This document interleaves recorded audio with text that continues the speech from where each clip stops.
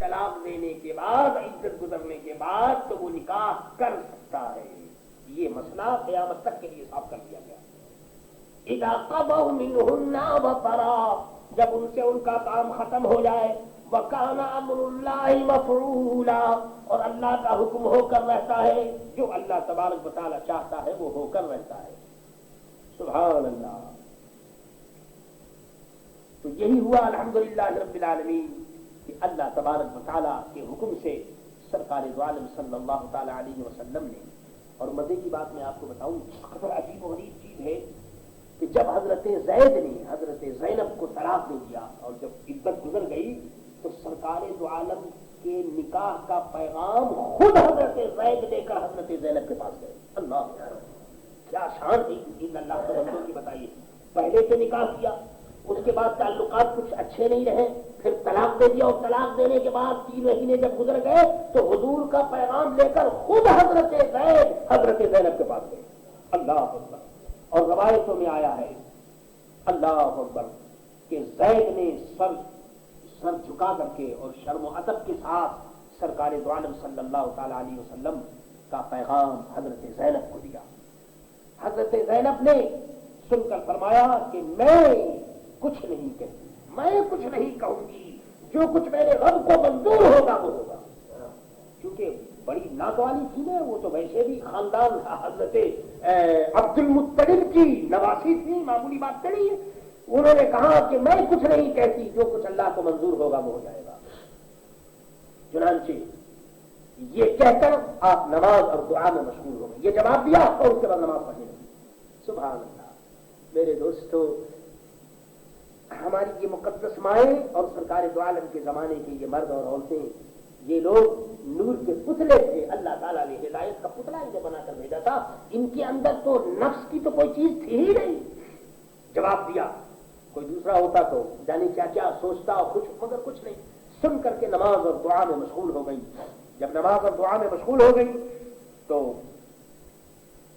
یہ گویا اللہ کا حکم جب آ گیا تو سرکار دو عالم نے الحمدللہ اللہ کے حکم کے مطابق نکاح کیا. اور یہی وجہ ہے کہ حضرت زینب یہ کہا کرتی تھی کہ اے بیویوں، تمہارا نکاح زمین پر ہوا لیکن میرے نکاح عرش پر ہوا. اللہ تعالیٰ نے میرا نکاح. اور سرکار دو عالم صلی اللہ تعالی علیہ وسلم نے حضرت زینب کے نکاح کے بعد ولیمہ جو ہے وہ بہت اچھی طرح آپ نے کیا. اچھی طرح گوشت پکایا، لوگوں کو کھلایا سرکار دو عالم صلی اللہ علیہ وسلم نے. خیر، یہ تو حضرت زینب رضی اللہ تعالی عنہا اور سرکار دو عالم صلی اللہ تعالی علیہ وسلم نے احکام پر عمل کیا. اب میں آپ کو بتاؤں کہ حضرت زید کو کیا انعام ملا. تو میرے دوستو، سب سے بڑی بات تو حضرت زید کی یہ ہے کہ حضرت زید کی پرورش حضور نے کی. حضرت زید حضور کے پاس ہی رہتے تھے.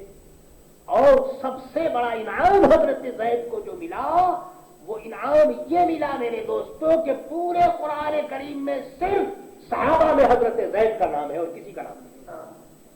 فَلَمَّا قَضَى زَيْدٌ مِّنْهَا، یہ زید جو لفظ ہے یہ صرف 1,24,000 صحابہ میں یہ صرف حضرت زید کی خصوصیت ہے کہ ان کا نام قرآن کریم میں آیا ہے.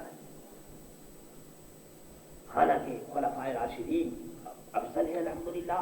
حضرت سیدنا ابو بکر صدیق رضی اللہ تعالیٰ عنہ سب سے افضل ہے اور بڑے بڑے بزرگ صحابہ موجود ہیں، لیکن نام جو قرآن کریم میں ہے وہ صرف حضرت زید کا ہے.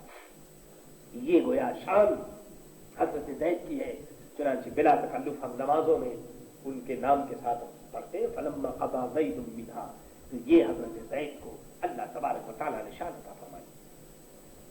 ما كان على النبي من حرج فيما فرض الله له، نبی پر کوئی حرج نہیں اس بات میں کہ جو اللہ نے اس کے لیے مقرر فرمائی. جو اللہ کا حکم ہے اس کے مطابق حضور صلی اللہ علیہ وسلم نے نکاح کر دیا. اس لیے اب لوگوں کے تانے کی پرواہ نہیں کرنی چاہیے. آدمی ایک حلال کام کرے اور لوگ اس کو برا سمجھے تو برا، سمجھے تو سمجھے، ان کو جانے دو. آدمی کو حرام سے بچنا چاہیے.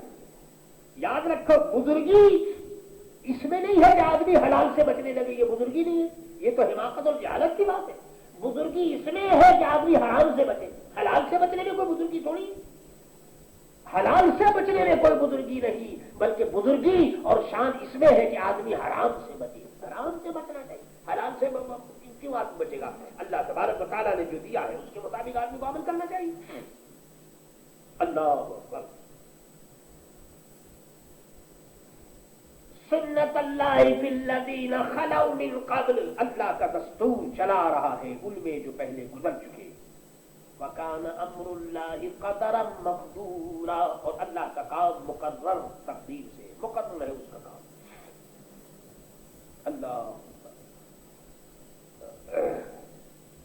اس آیت کریمہ میں کافر لوگ اور یہودی لوگ یہ بھی اعتراض کرتے تھے اور اب بھی کرتے ہیں کہ جی مسلمانوں کو تو صرف 4 بیویوں کی اجازت ہے، لیکن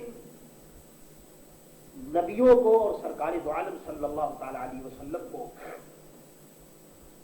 کئی بیویوں کی اجازت ہے، اور وہ اللہ تعالیٰ کے حکم کے مطابق کئی بیویاں وہ رکھ سکتے ہیں. تو یہ گویا وہ لوگ اعتراض کرتے تھے. اس پر اللہ نے فرمایا کہ یہ اللہ کا دستور چلا رہا ہے. پہلے بھی جو نبی تھے تو ان کی بھی بہت سی بیویاں ہوا کرتی تھی.